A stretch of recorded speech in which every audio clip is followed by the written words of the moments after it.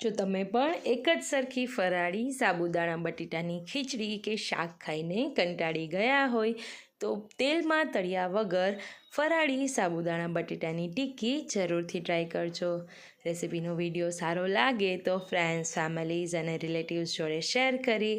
Channel પર નવા હોય, હજી સુધી સબસ્ક્રાઈબ ના કરી હોય તો ફટાફટ કરી દેજો.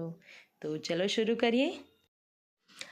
આ ફરાળી સાબુદાણાની ટિક્કી બનાવવા માટે મેં વજનથી જોઈએ તો અહીંયા 500 ગ્રામ જેટલા બટેટા લીધેલા છે, જેમાંથી મોટી સાઇઝની ઓલમોસ્ટ 7થી 8 ટિક્કીઓ બનાવીશું.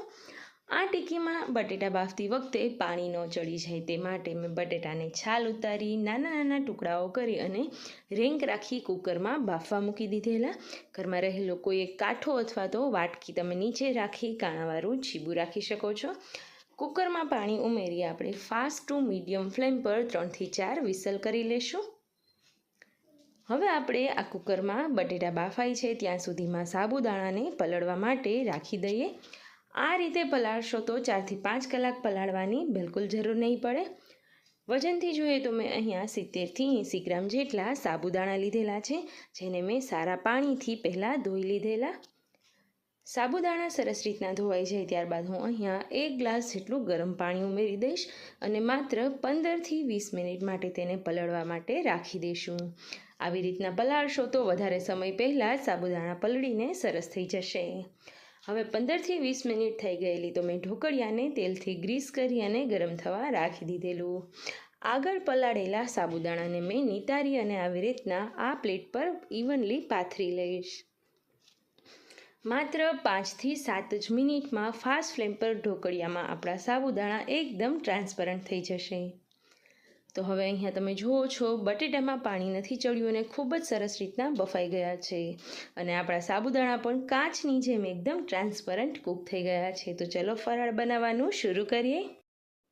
હવે અહીંયા એક મોટું મિક્સિંગ બાઉલ લઈશું. અહીંયા મેં કાથરોટનો ઉપયોગ કરેલ છે, જેમાં આગળ બાફેલા સાબુદાણા અને બટેટા લઈશું.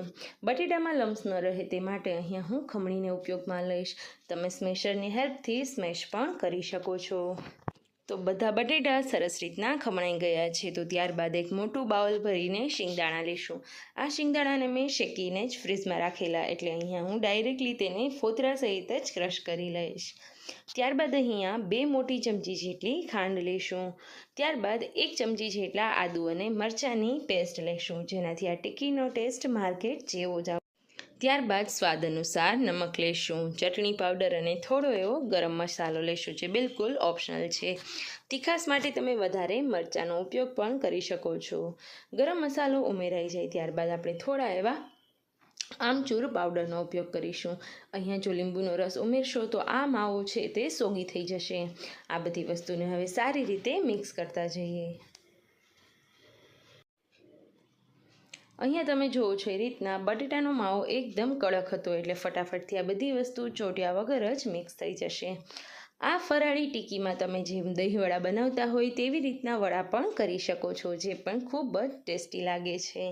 હવે આવી રીતના બધું મિક્સ થઈ ગયું છે અને બિલીવ મી ફ્રેન્ડ્સ, એકદમ ચટાકેદાર અને ટેસ્ટી બને છે. વરસાદી માહોલના લીધે મને કોથમીર અવેલેબલ નહોતી થઈ. તમારા ઘરમાં કોથમીર અવેલેબલ હોય તો તમે અહીંયા મોટી 2-3 ડાળખીઓ ઉમેરી શકો છો. હવે અહીંયા હાથ પર તેલ લગાડી એક જ સરખી સાઇઝની હું ગોળ ટિક્કી બનાવીને તૈયાર કરી લઉં છું. અહીંયા જો તમને થોડો એવો પણ આ આપણો ડફ બનાવેલો છે તે ચીપચીપ લાગતો હોય તો તમે થોડો તપકીર લઈ અને હાથ પર લગાડી શકો છો, અથવા તો તમે અહીંયા તેલનો ઉપયોગ કરી શકો છો. હવે હળવા હાથે એક જ સરખી મોટી મોટી એવી ટિક્કી બનાવીને તૈયાર કરી લઈશ.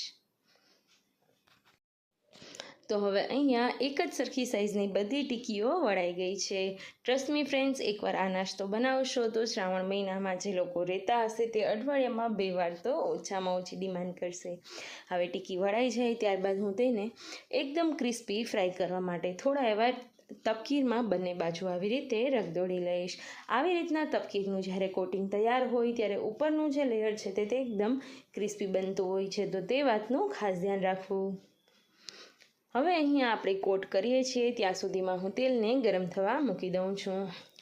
તેલ સારી રીતના ગરમ થઈ ગયું છે તો આપણે 1 બાય 1 બધી ટિક્કીઓ આ તેલમાં ઉમેરી દઈએ. ટોટલ મારે અહીંયા 6 જેટલી ટિક્કીઓ બનીને તૈયાર થશે. તો આ વાતનું પણ ખાસ ધ્યાન રાખવાનું કે 500 ગ્રામ બટેટામાં આપણે 6 ટિક્કી આરામથી બનાવી શકીશું। આ ટિક્કીને આપણે સ્લો ફ્લેમ પર બંને બાજુ ગોલ્ડન બ્રાઉન થાય ત્યાં સુધી ફ્રાય કરવાની છે। અહીંયા સાબુદાણા એકદમ સરસ રીતના આપણા ફૂલી જશે અને ટિક્કીનો કલર પણ એકદમ બદામી એટલે કે ગોલ્ડન બ્રાઉન થઈ જશે।